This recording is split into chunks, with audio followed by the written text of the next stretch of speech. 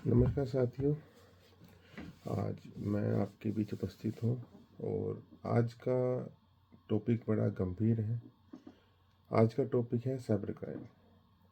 Cyber crime यानी किसी technology या किसी डिजिटल माध्यम का गैर इस्तेमाल करते हुए आपको कोई आर्थिक नुकसान पहुँचाना। आज साइबर क्राइम ने देश विदेश में अपने पंजे जमा लिए हैं, लेकिन अगर हम कुछ सावधानियां रखें तो हम बहुत हद तक अपने आप को साइबर हैकर्स का शिकार होने से बचा सकते हैं।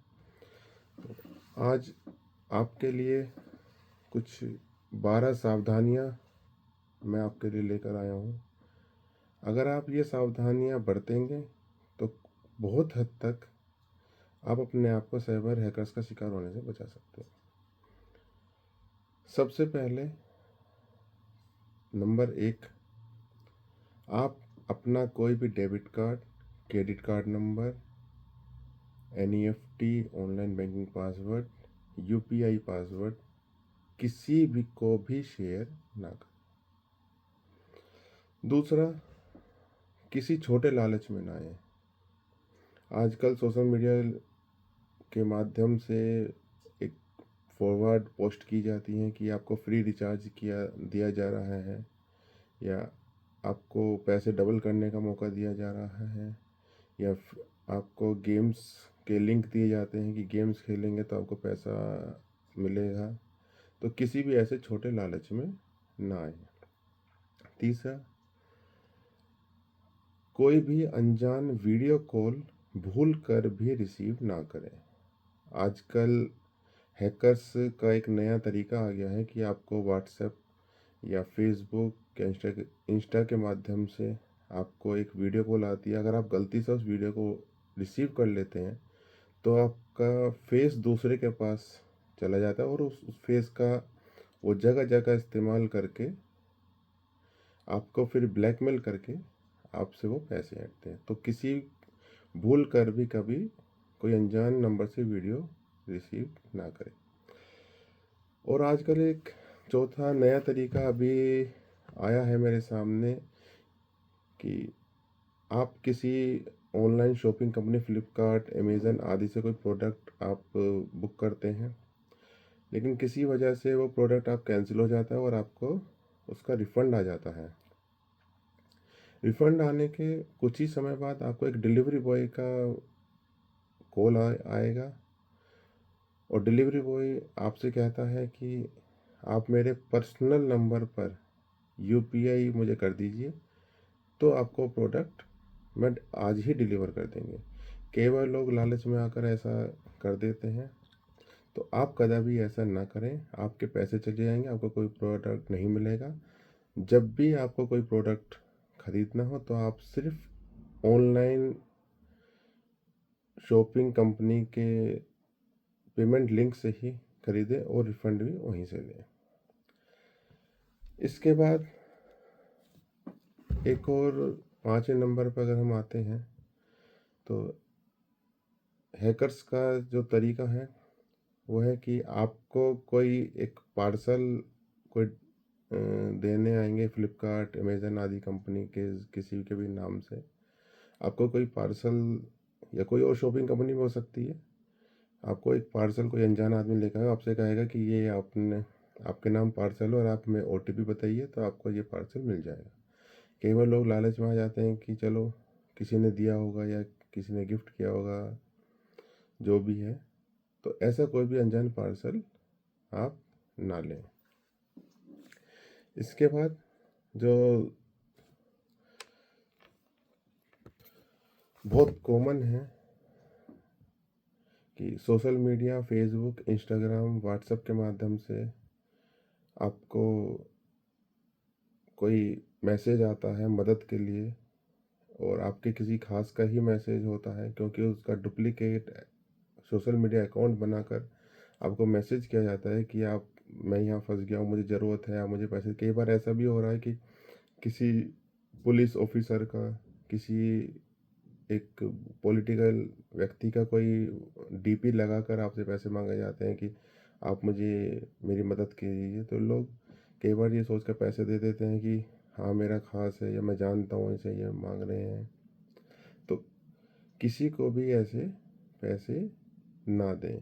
और जिस व्यक्ति का उस पर डीपी लगा हुआ है, कोशिश करें कि उस व्यक्ति को आप फ़ोन करें और उसे इन्फॉर्म करें कि आपके नाम से ऐसे पैसे मांगे जा रहे हैं। तो इससे आप साइबर हैकर का शिकार होने से बच सकते हैं।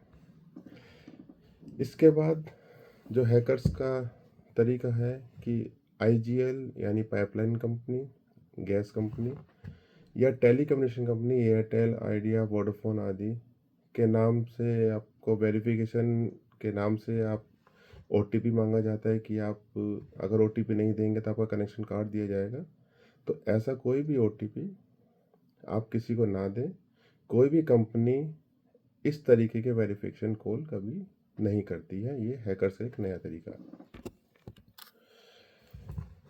इसके बाद जो आजकल बहुत ज़्यादा केसेस साइबर क्राइम के बढ़ गए हैं, वो तरीका हैकर अपनाते हैं कि किसी तरीके से वो किसी आपके किसी खास आदमी, चाहे वो आपका भाई हो, बहन हो या सगा रिश्तेदार कोई भी हो, जो आपका बिल्कुल खास हो, उसकी आवाज़ कॉपी करके आपको किसी अनजान नंबर से फ़ोन करते हैं कि वो किसी अस्पताल में है और उसको पैसों की बहुत ज़रूरत है, और आप ये क्यूआर कोड पे नंबर, क्यूआर कोड आपको दिया जाएगा और ये कहा जाएगा कि आप इस क्यूआर कोड पर आप पेमेंट कर दीजिए, तो मेरे जो अस्पताल का खर्चा है वो मेरा निकल जाएगा।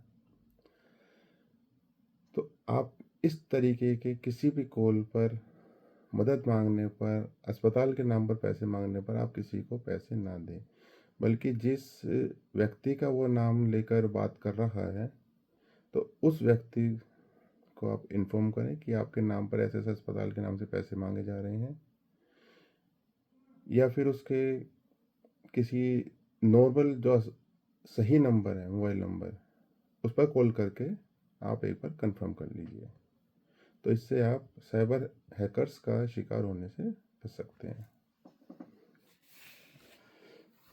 इसके बाद जो कई केसेस जो मेरे पास आए हैं, वो इस तरीके का आए हैं कि किसी ने कोई mobile loan, car loan, bike loan या होम लोन ले रखा, और अगर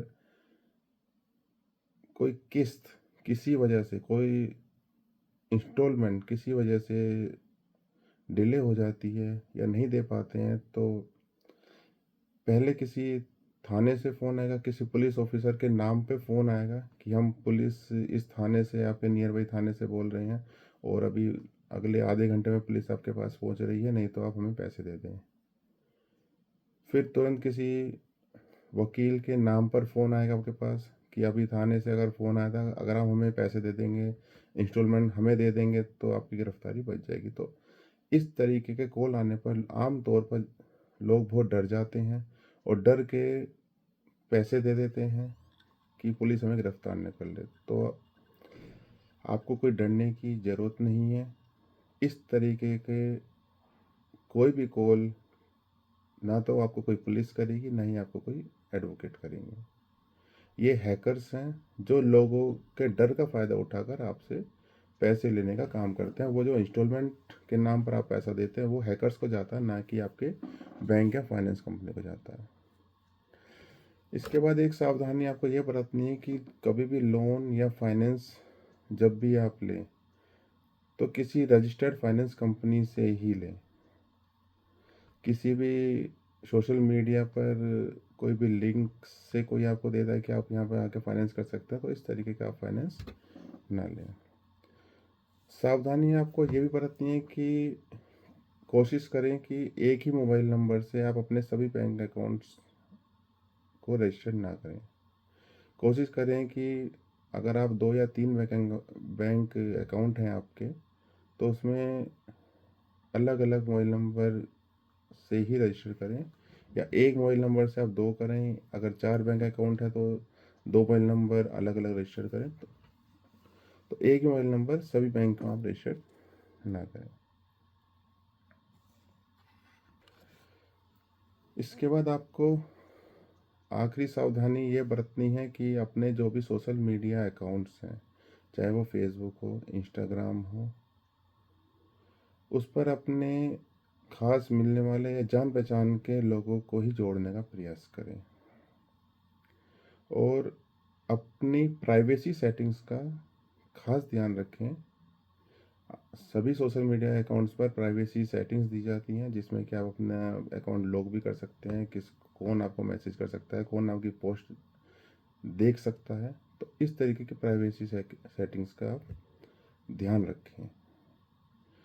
और लास्ट मैं आपको आखिरी यही सावधानी बताऊंगा कि अपने UPI password, online banking password को कुछ अंतराल पर, चाहे वो 6 महीने हो, चाहे 1 साल हो, चाहे 3 महीने हो, बदलते रहें। इससे आपका अकाउंट हैक होने से आप ज़्यादा से ज़्यादा बचा पाएंगे। तो आज की यही सावधानियाँ थी। और बाकी अगर कोई साइबर क्राइम आपके साथ होता है, हैकर का शिकार होते हैं, तो 1930 पर कॉल करें और बिना देरी के अपने संबंधित बैंक को सूचना दें, इंटीमेशन दे दें और ऑनलाइन साइबर क्राइम पोर्टल पर अपनी शिकायत रजिस्टर करें और नियर बाई जो भी पुलिस स्टेशन है आपका, वहाँ पे आप कंप्लेंट दें, जिससे कि आपको जल्दी से जल्दी लीगल रेमेडी मिल सके। ओके दोस्तों, उम्मीद है कि आपको ये वीडियो पसंद आई होगी और कहीं ना कहीं ये आपको साइबर क्राइम हैकर से बचाने के काम करेगी। शुभ रात्रि।